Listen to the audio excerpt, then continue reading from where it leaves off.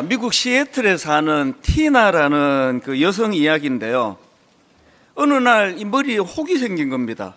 그래서 병원에 갔더니 아주 상태가 심각한데요. 이 뇌종양이라는 겁니다. 이 뇌종양이 두개골을 밀어내서 생긴 일이다. 그렇게 진단이 나와서 이제 곧바로 뇌종양 제거 수술을 했습니다. 문제는 수술 후에도 통증이 사라지지 않는 겁니다. 워낙 대수술이다 보니까 그 수술 과정에서 두개골의 일부를 제거해야 했고, 그리고 또 티타늄이라고 하는 금속 재료와 나사로 구멍을 메우는 그런 수술을 했다가 보니까 이 수술 후에도 부작용이 심한 겁니다. 두통이 끊이지 않았고, 그 외에도 막 여러 부작용으로 고통스러운 그런 나날들을 보내다 보니까 그 아픔이 이루 말로 다 못하는 겁니다. 그 과정을 묘사하는 내용을 한번 읽어드리겠습니다. 그저 하루하루 생존하기에 급급한 삶으로 전락했습니다. 도저히 헤어나올 수 없는 늪에 빠진 것 같았지요. 종양과 어둠은 수년이 지나도록 저를 쫓아다녔습니다. 어떤 상황인지 짐작이 가지 않습니까? 그런데 이런 괴로운 시간을 보내고 있던 티나라는 여성에게 굉장히 큰 변화가 일어나게 된 겁니다. 어느 날 그 예배를 드리는 중에 자기 고통과 관련하여 큰 깨달음을 얻게 된 겁니다. 그 내용도 한번 들어보십시오. 성령님의 조용한 가르치심 덕분에 제가 뇌종양 환자라는 정체성을 가지고 살고 있다는 사실을 깨달았습니다. 여기 지금 굉장히 중요한 표현이 나오는데요. 뇌종양 환자라는 정체성, 이런 표현을 씁니다. 이게 무엇과 대비되는지 한번 보십시오. 성령님의 조용한 가르치심 덕분에 제가 뇌종양 환자라는 정체성을 가지고 살고 있다는 사실을 깨달았습니다. 오랫동안 저는 하나님의 사랑스러운 딸이라는 정체성 대신에 뇌종양 환자라는 정체성을 가지고 살았던 것입니다. 뇌종양은 저의 병명이지 저의 정체성이 아닙니다. 하나님의 사랑하는 딸이 저의 정체성임을 깨달은 것입니다. 그 예수 안에서 나는 누구인가, 이런 책에 나오는 이야기인데요.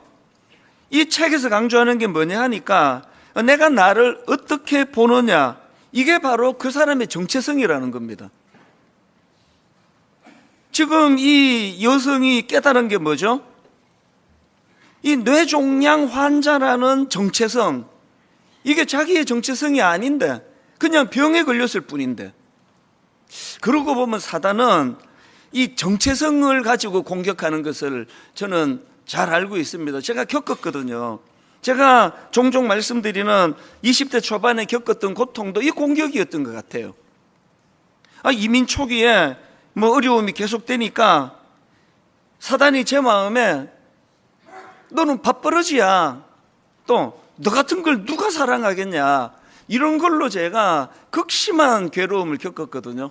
나는 사랑받을 수 없는 사람, 그리고 나는 밥버러지, 밥이나 축내는 인간, 잘못 태어난 사람. 여러분, 그냥 이민 초기에 나이 들어서 가면 다 그래요. 영어 잘 안 되는 거, 미국 문화 잘 모르는 거, 또 아버지가 금식기도 하다가 돌아가셨기 때문에 학비를 대줄 분이 안 계신 거, 그거는 상황이지 그 제 정체성이 아니란 말이죠. 그러나 20대 초반이니까 꽤 이것 때문에 괴로운 시간을 보냈죠. 그래서 저는 걸어다니는 열등감이었습니다. 그리고 나 같은 거 아무도 사랑하지 않을 거라고 그런 생각에 사로잡혀 있었는데, 그게 사단이 공격하는 정체성의 문제라는 거거든요. 제가 예수님을 만난 이후로 제 삶에 확고한 정체성이 자리를 잡게 됐는데요. 그게 고린도후서 5장 17절 말씀입니다. 그런즉 누구든지 그리스도 안에 있으면 새로운 피조물이라, 이전 것은 지나갔으니 보라 새 것이 되었도다. 예수 그리스도를 제가 인격적으로 만나고 난 이후에 제 인생에 자리 잡은 정체성이 이거거든요. 근데 여기서 중요한 거는 이전 것은 지나갔으니 새 것이 되었도다, 이렇게 표현하는데 여기 나오는 되었도다, 이게 완료 시제라는 거예요. 이 완료 시제라는 게 뭐냐 하면은 과거에 어떤 시점에서 일어난 그 일의 결과가 지금까지 쭉 계속되는 거, 이 완료 시제거든요. 내가 새 것이 되었다. 이 말씀은 저와 여러분이 과거 어느 지점에서 우리가 예수님을 믿게 됐고, 그 예수님께서 우리에게 새로운 정체성을 주셨고, 그 예수님이 내 인생을 새롭게 하셨는데, 그 새롭게 된 상태가 지금까지 쭉 계속되는 거예요. 제가 20대 초반에 주님을 인격적으로 만난 이후로 제 인생은 그냥 쭉 이렇게, 그래서 뭐 때로는 설교를 은혜롭게 잘할 때도 있고 은혜롭게 하지 못할 때도 있고, 뭐 어떤 분은 또 이 설교에 은혜를 받고 어떤 분은 은혜를 못 받고, 어떤 분은 저를 과하게 또 오해해가지고 칭찬하고, 어떤 분은 또 저에 대해서 곡해를 하고, 어떤 상황이든지 간에 거기에 휘둘리지 않는 거예요. 내 정체성은 그런 것에 결정되지 않는다. 내 정체성은 십자가 지신 주님이 만들어 주셨다. 그러니까 흔들리다가도 자리를 잡을 수 있고, 흔들리다가도 자리를 잡을 수 있고, 뭐 이건 여러분이 저를 보시면서 늘 느끼는 거 아닙니까? 이게 하나님이 주신 정체성의 영향이거든요. 에베소서 4장 23절 24절, 오직 너희의 심령이 새롭게 되어 하나님을 따라 의와 진리의 거룩함으로 지으심을 받은 새 사람을 입어라. 이 티나라는 여인이 자기를 괴롭히는 그 뇌종양 수술 이후에 겪었던 수많은 고통과 아픔이, 이거는 그냥 현상이고 상황이에요. 뇌종양이 찾아왔을 뿐이에요. 그런데 뇌종양 환자라는 정체성으로 자리 잡고 있는 걸 자기가 예배 중에 그것을 깨달았기 때문에, 이거를 저희가 너무나 굉장히 간단한 깨달음이지만, 나는 뇌종양 환자라는 정체성이 아니라 나는 사랑받는 하나님의 딸이라는 정체성을 갖고 있다. 이렇게 딱 정리를 하고 나니까 뭐 두통은 계속됐는지 안 됐는지 모르지만 그것에 휘둘리지 않는 인생이 되더라는 것이거든요. 여러분은 지금 어떤 정체성을 갖고 계십니까? 장사가 잘 안 되시는 분 계시죠? 그냥 장사가 잘 안 되는 거예요. 그게 여러분의 정체성이 아닙니다. 장사가 잘 안 되는 게, 나는 이제 내 아내에게 난 사랑받을 수가 없어, 난 장사를 못하는 사람이야, 이렇게 결부시키는 건 사단의 역사라는 거거든요. 여기 지금 좀 아픈 분 계시잖아요. 그냥 아픈 거예요. 그게 여러분의 정체성이 아니에요. 나는 좀 아픈 하나님의 사랑을 받는 하나님의 딸이다, 하나님의 아들이다. 이게 하나님이 원하시는 정체성이거든요. 근데 여기서 한 가지, 이렇게 우리가 예수 그리스도로 인해서 새로운 자존심과 또 건강한 정체성을 부여받는 특혜를 누렸다면 우리가 해야 될 의무가 있다는 겁니다. 해야 될 의무가 뭐냐? 그게 지난주 우리가 살펴보았던 빌립보서 1장 27절, 오직 너희는 그리스도의 복음에 합당하게 생활하라. 기억나시나요? 여기 나와 있는 생활하라는 시민답게 살라라는 뜻이라 그랬잖아요.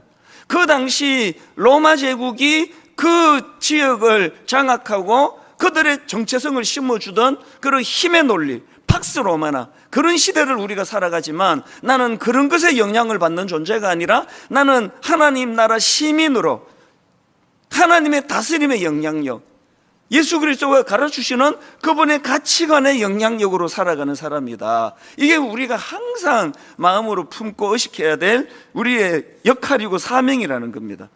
그래서 제가 지난주에 이런 소제목으로 복음에 합당한 삶을 위한 세 가지 당부, 그런 소제목으로 이제 세 가지를 말씀을 드리려고 준비를 했는데, 이제 뭐 이 시간이 모자라 가지고 그 중에 하나만 소개하고 나머지 두 개를 오늘 소개하겠다 그랬는데, 지난 일주일 사이에 이 설교가 또 발전을 했습니다.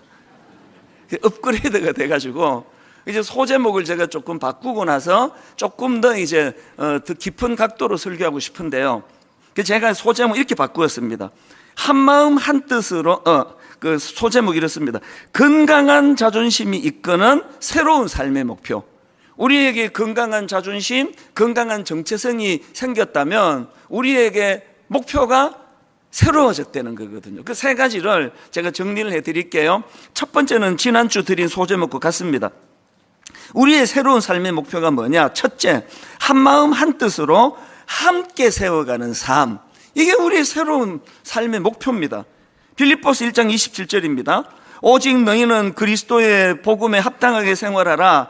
이는 내가 너희에게 가보나 떠나 있으나 너희가 한 마음으로 서서 한 뜻으로 복음의 신앙을 위하여 협력하는 것과. 우리에게 어떤 삶의 목표가 생겼냐 하니까요, 예수 믿기 전에는 그냥 홀로 살아가는 인생이에요. 뭐 우리가 홀로 어떻게 해서든 내가 다른 사람들을 이기고 극복하고 내가 잘 살아야 되겠다는 경쟁 구도로 살았다면, 예수 믿고 나서 어떤 삶의 목표가 생겼냐 하니까 혼자가 아니라 함께 잘 사는 법을 배워가는 목표로 우리가 바뀌어져요. 함께 잘 사는 것.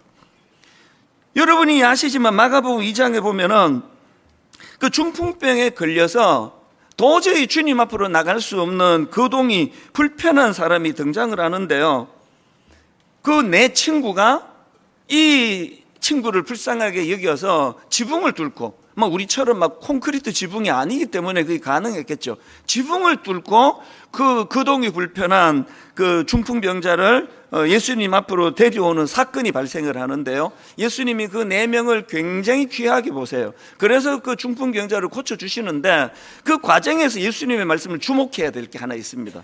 자, 마가복음 2장 4절 5절을 보십시오.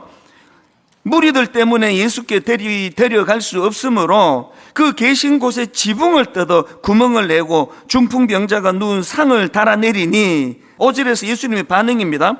예수님이 그 중풍병자를 고쳐주시면서 이런 말씀을 하십니다. 예수께서 그들의 믿음을 보시고 중풍병자에게 이르시되 작은 자야 내 죄사함을 받았느니라 하시니. 이 굉장히 중요한 포인트 아닙니까? 예수님께서 그들의 믿음, 4명의 친구들의 그 정성과 믿음을 보시고 이 중풍병자를 고쳐주셨다는 거죠. 저는 분당 우리 교회를 담임하는 목사 입장에서 이 본문을 묵상하면서 꿈을 꾸는 겁니다. 하나님, 분당 우리 교회에서도 이런 꿈을 꾸기를 원합니다. 이 교회에 나왔던 오래 어떤 문제로 방황하고 어떤 문제로 괴로워하고 어떤 문제로 주님을 떠나 있던 어떤 분이 계시다면, 하나님이 공동체가 가지고 있는 힘, 이 교회가 가지고 있는 중보기도의 능력, 이런 것들로 그들이 치유되고 그들이 회복되는 이런 역사가 우리 교회에서도 일어나기를 원합니다. 이런 꿈을 꾸는 거거든요. 여러분, 저는 우리 교회 이 소그룹 다락방 모임이 분당 우리 교회의 척추에 해당된다고 생각합니다. 이렇게 후루룩 와가지고 일방적으로 전하는 한 사람의 말만 듣고 끝나는 게 아니라 한 7명, 8명 소그룹으로 모여가지고 자기 삶을 오픈하고 아팠던 이야기, 괴로웠던 이야기, 기뻤던 이야기를 함께 나누면 그 안에서 믿음 좋은 분도 있고 믿음이 약한 분도 있고 성격이 진짜 바울급에 있는 분도 또 있고, 정말 참 이분은 왜 태어났을까? 이런 분도 또 있습니다. 분명히 있습니다. 쓱 둘러보면 딱 한 명 나와요. 항상 말합니다. 아무도 없으면 자기가 기예요. 누군가는 부실한 사람이 거기 있을 때 이 공동체가 성숙하다 미성숙하다 이런 것으로 사람을 구분짓지 않고 어떻게 해서든 품고 하나 되고 같이 가지고 애쓰는 그런 공동체, 이건 우리는 이런 꿈을 꿀 수가 없나? 그런 생각을 제가 해보는 거거든요. 지난 금요일 한 구절 묵상 여러분 기억하십니까? 이게 보통 일주일은 하시지 않나요?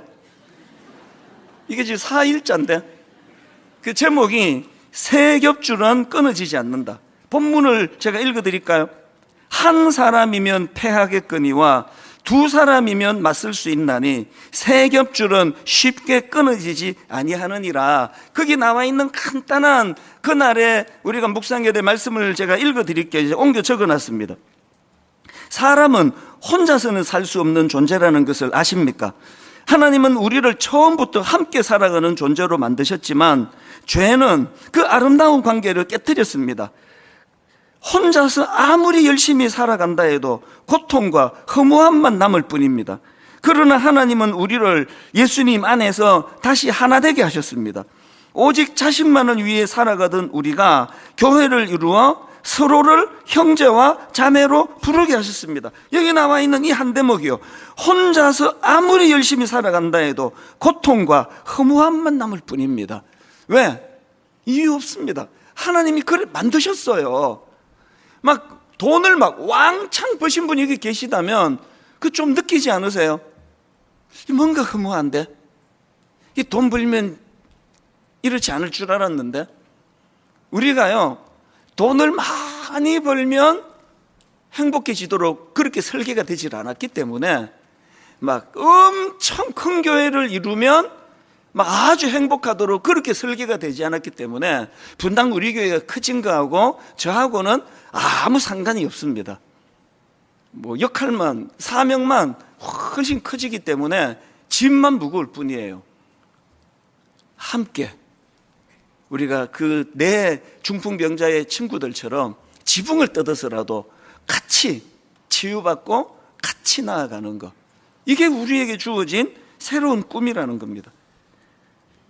그래서 여러분, 빌립보서 2장 1절부터 4절은 우리 모두에게 주시는 주님의 지침서입니다.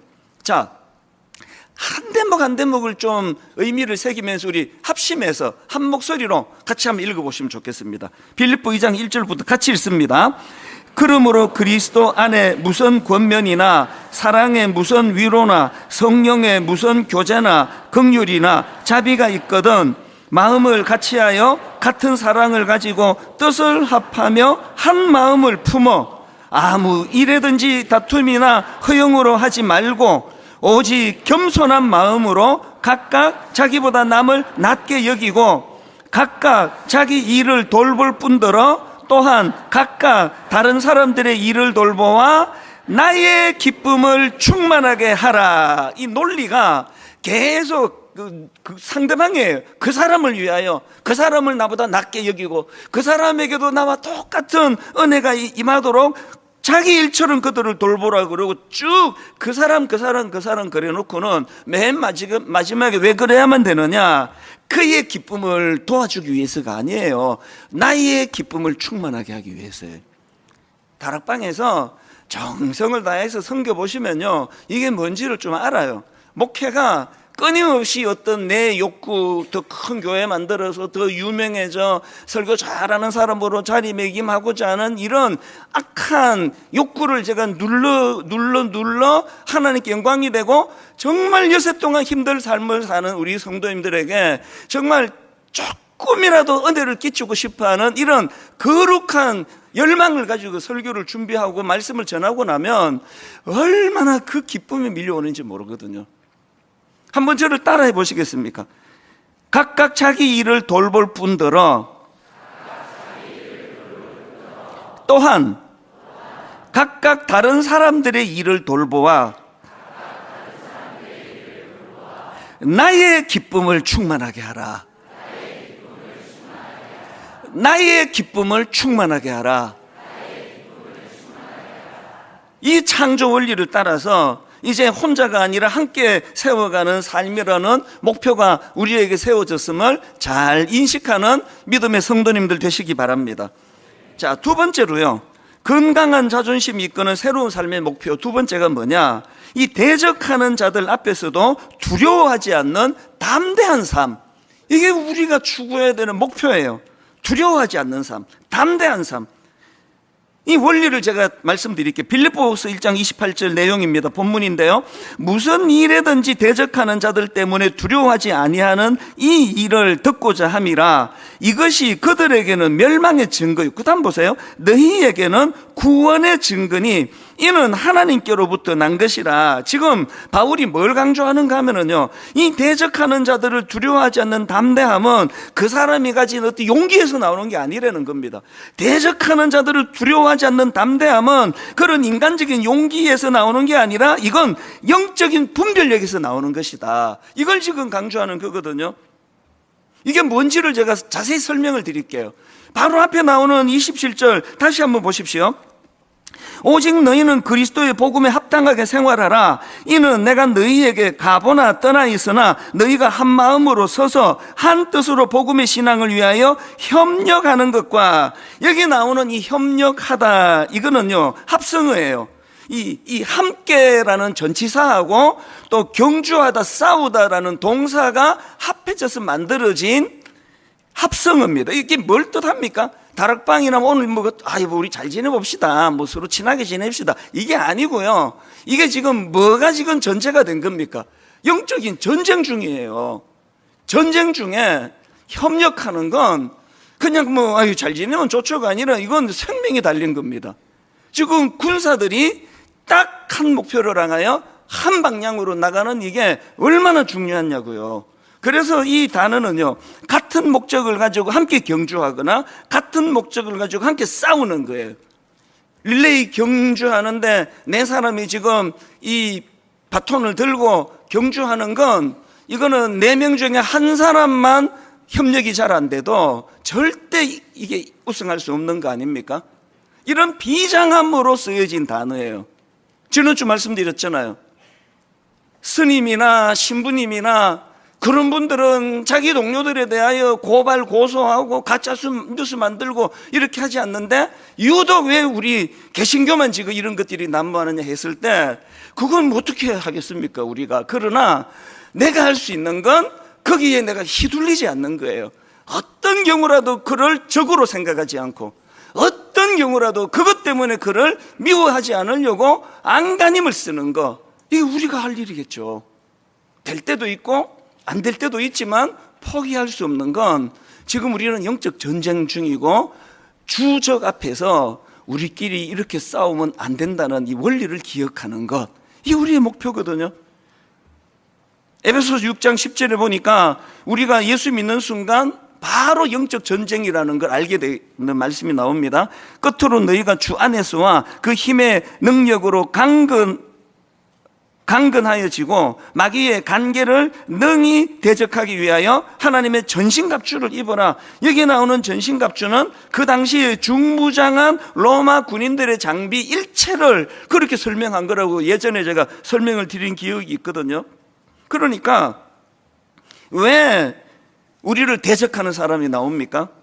예수님도 그걸 설명하신 적이 있습니다. 요한복음 15장 18절에 보니까 세상이 너희를 미워하면 너희보다 먼저 나를 미워한 줄을 알라. 너희가 세상에 속하였으면 세상이 자기의 것을 사랑할 것이나 너희는 세상에 속한 자가 아니요. 그 다음 보세요. 도리어 내가 너희를 세상에서 택하였기 때문에 세상이 너희를 미워하느니라. 대적하는 자가 있으면 여러분 어떤 면에서는 감사하십시오.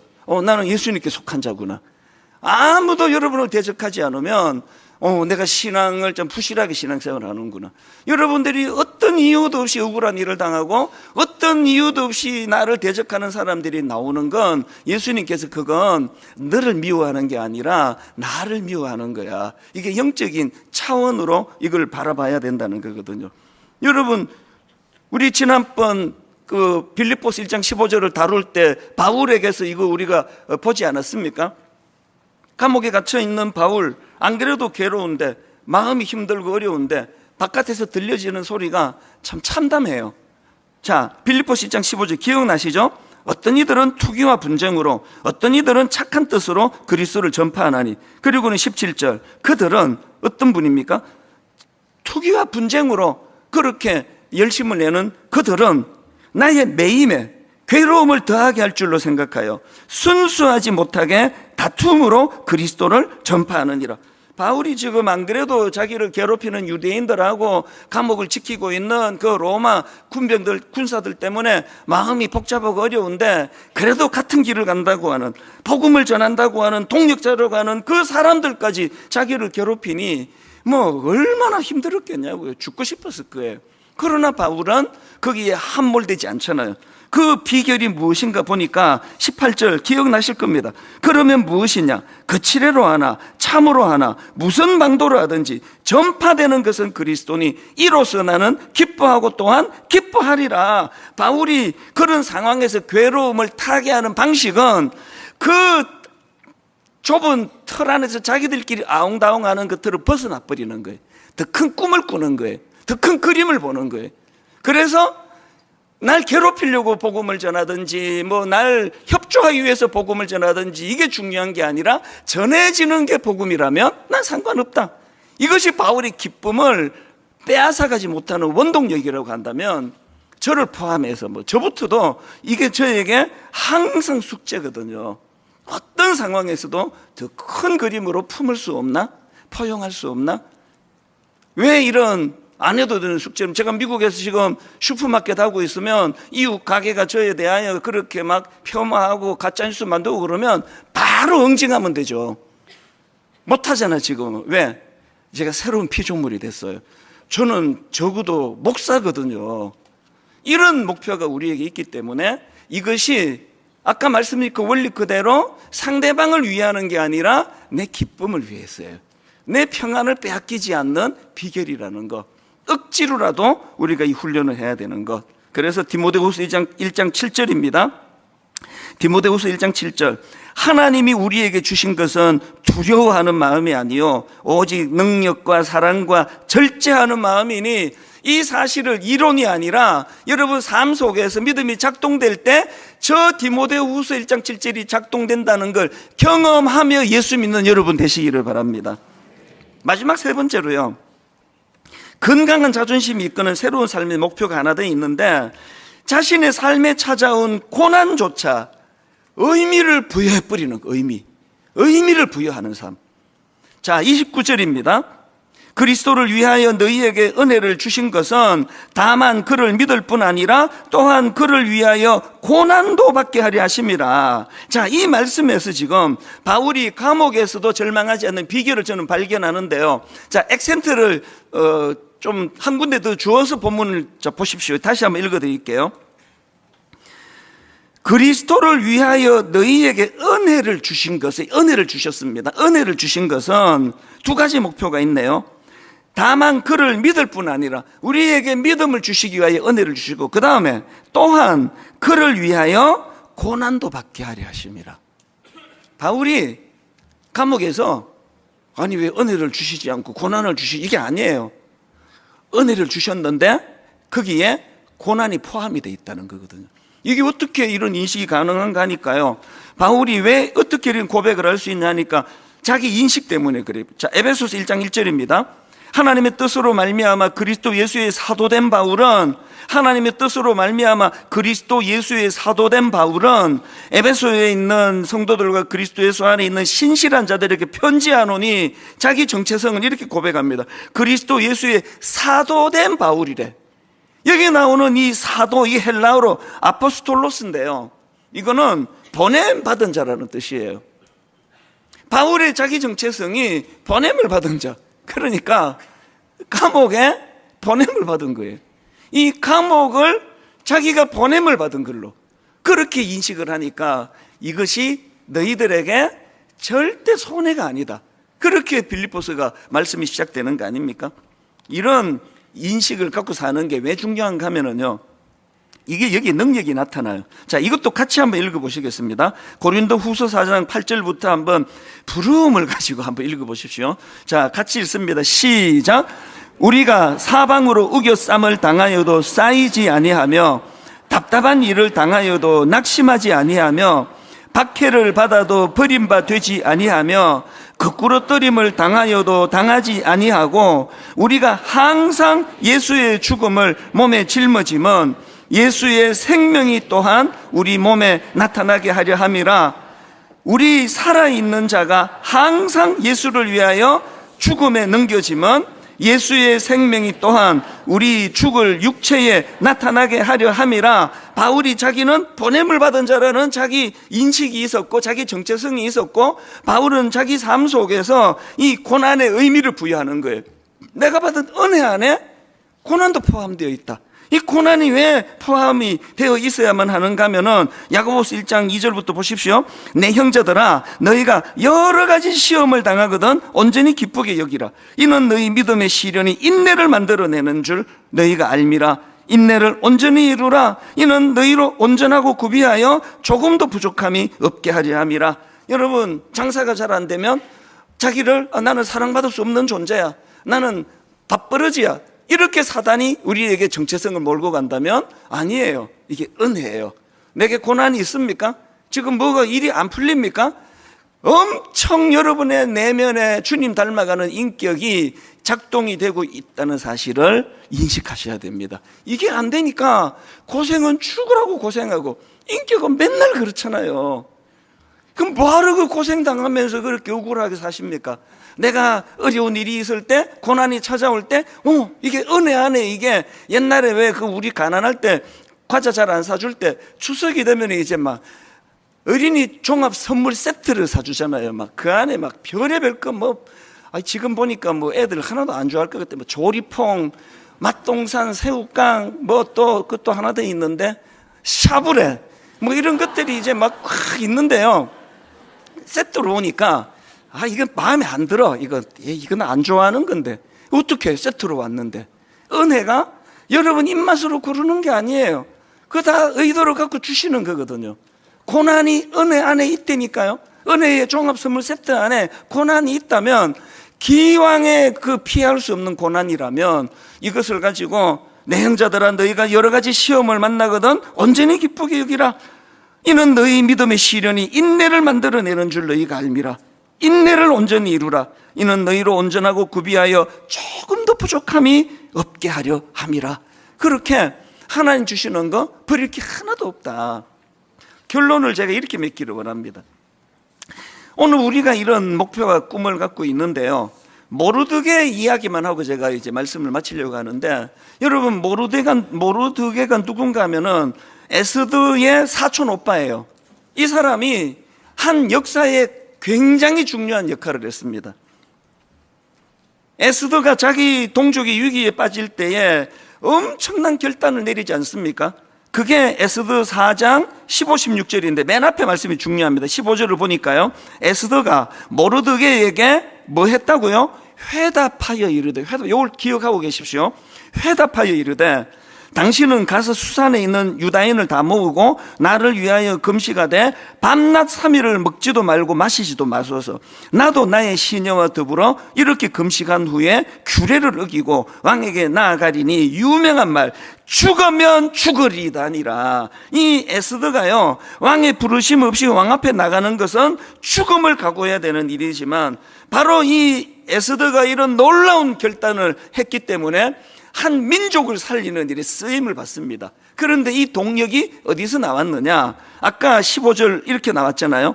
에스더가 모르드게에게 회답하여 이르되, 그럼 무엇에 대한 회답인가? 그게 바로 앞에 나오는 13절부터 나와요.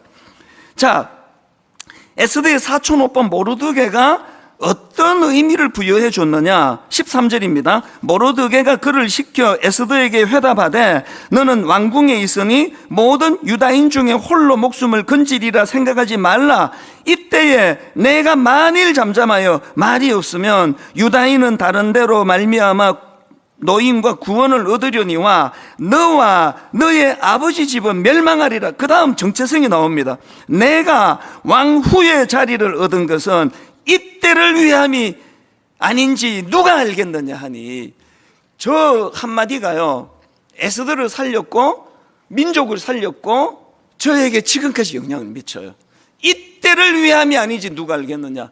네가 왕후의 자리를 얻은 것이 이때를 위함이 아닌지 누가 알겠느냐. 제가 목회하면서 저 구절이 여러 번 저를 살려주고 영향을 미쳐요. 어려운 일을 겪거든요. 모함을 당하거든요. 가짜뉴스를 접하거든요. 한 자연인으로서는 저는 너무나 마음이 약해요. 그래서 상처를 받아요. 그럴 때 어김없이 주님이 제게 주시는 메시지가 저거예요. 네가 분당 우리 담임 목사로 그동안 훈련받고 그동안 수고했던 그 모든 그 애씀이 이때를 위함이 아니냐. 너 성도들 중에 이런 억울한 일 당해서 눈물 흘리는 사람이 얼마나 많은지 아느냐? 성도들 중에 말도 되지도 않는 이런 일로 아픔을 겪는 분들이 얼마나 많은지 아느냐?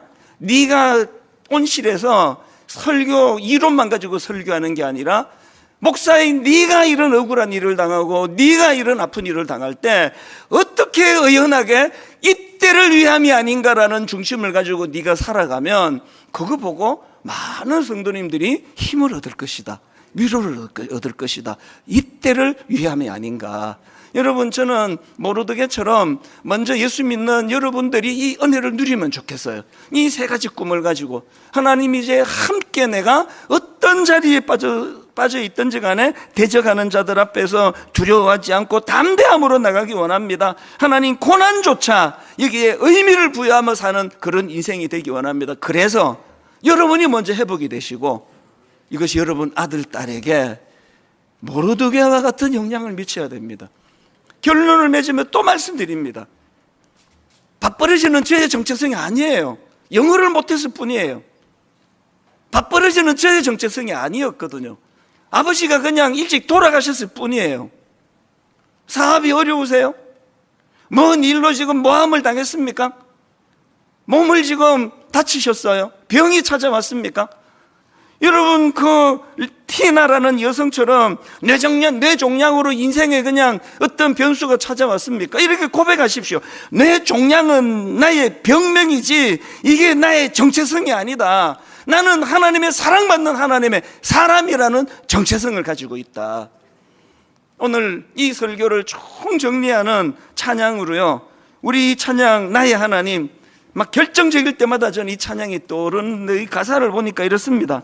나의 사랑, 너는 어여쁘고 참 귀하다. 어느 보석보다 귀하다. 그 다음 가사가 이래요. 너가 사랑스럽지 않을 때 너를 온전히 사랑하고. 여기서 알게 되는 거 하나 있죠. 정체성은요, 내 행위로 나오는 게 아니에요. 정체성은 내가 만드는 게 아니에요. 건강한 정체성은 성공한 사람들만 누리는 게 아니에요. 내가 사랑스럽지 않을 때, 실패했을 때, 내 스스로가 밥버릇이라는 비참한 자리에 빠져 있을 때, 그때도 주님은 나를 사랑해 주시는 그런 존재. 이게 저의 정체성이거든요. 저 이제 열등감 없거든요. 정말 없습니다. 저는 큰 교회 목사여서가 아니라 저는 하나님의 사랑을 받는 하나님의 사람이라는 정체성으로 무장됐기 때문이거든요. 여러분, 이걸 여러분이 먼저 누리고 여러분 자녀들에게 이걸 가르쳐 줘야 됩니다. 우리 찬양같이 부르실 동안에 그 티나라는 여성이 예배 가운데 이런 감격을 회복했던 것처럼 오늘 이곳저곳에서 이 감격의 이 기쁨의 눈물이 일어날 줄로 저는 믿습니다. 같이 찬양하시겠습니다. 나의 사랑, 너는 어여쁘고 참 귀하다. 어느 보석보다 귀하다. 내가 사랑스럽지 않을 때 너를 온전히 사랑하고 너와 함께하려 내가 왔노라. 이게 우리의 정체성. 우리 다시 한번 노래합니다.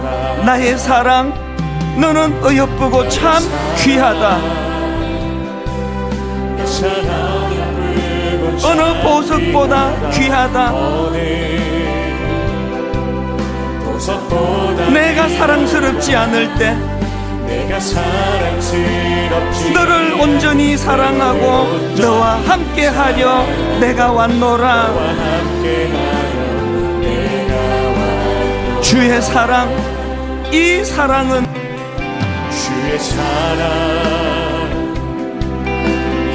우리의 건강한 정체성이 여기서부터 시작이 되는 거예요. 나의 삶 속에 임하시며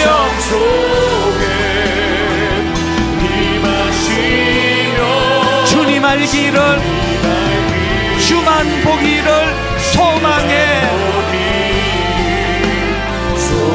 시시하게 살지 않습니다. 거룩히 살아갈 힘과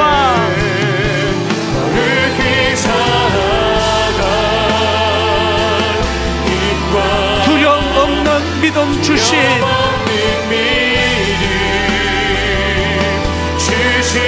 나의 하나님 완전한 사랑 찬양해.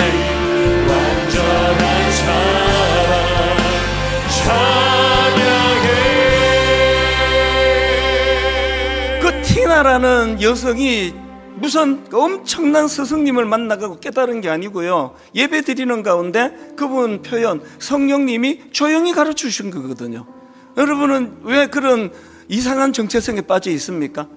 난 밥버릇이야. 난 성공할 수 없어. 나는 남편에게 아내에게도 사랑받을 수 없는 사람이야. 나는 누구에게도 사랑받을 수 없어. 그거는 너무나 사악한 사단의 더러운 거짓말이에요. 그냥 사업이 잘 안 되는 겁니다. 그냥 어려운 거예요. 그냥 건강을 다쳤을 뿐이에요. 그리고 그냥 지금 하는 일이 잘 안 풀리는 거지 그것이 내 정체성이 아닙니다. 모르드게처럼 여러분들이 이 하나님의 말씀으로 무장하고 그리고 자녀에게 좀 가르쳐 주세요. 너무나 젊은이들이 지금 여기에 놀아나고 있습니다. 외모를 가지고, 그 사람의 몸매를 가지고, 그가 갖고 있는, 입고 있는 옷을 가지고, 이런 것들로 그 사람의 정체성을 만드는 게 이 시대 아니냐고요. 그거 아니에요. 저도 정말 남루한 옷을, 무릎팍이 다 튀어나온 옷을 입고 창피해가지고, 너무너무 창피해가지고 교회 가는 게 부끄러웠던 기억이 지금도 나요. 그런데 그게 내 정체성이 아니더라고요. 난 여전히 사랑받는 존재, 나는 하나님의 사랑을 받는 하나님의 자녀라는 정체성, 오늘 이것이 회복되도록, 그리고 이 사실을 우리 자녀들에게 전할 수 있도록 우리 합심하여 한 목소리로 함께 같이 기도하시겠습니다. 살아계신 하나님 아버지, 오늘 예배 가운데 티나라는 그 여성이 경험했던 성령님 조용히 임재하시는 그 은혜를 우리도 경험하기를 원합니다. 하나님 아버지, 우리들 삶 가운데 하나님, 나의 사랑, 너는 어여쁘고 참 귀하다. 너가 사랑스럽지 않을 때도 너를 온전히 사랑하고 너와 함께 하기를 원한다. 주님의 이 아버지 놀라운 그 사랑이 우리들의 삶의 아름다운 정체성이 되고 우리들의 자존심이 되도록 인도하여 주시옵소서.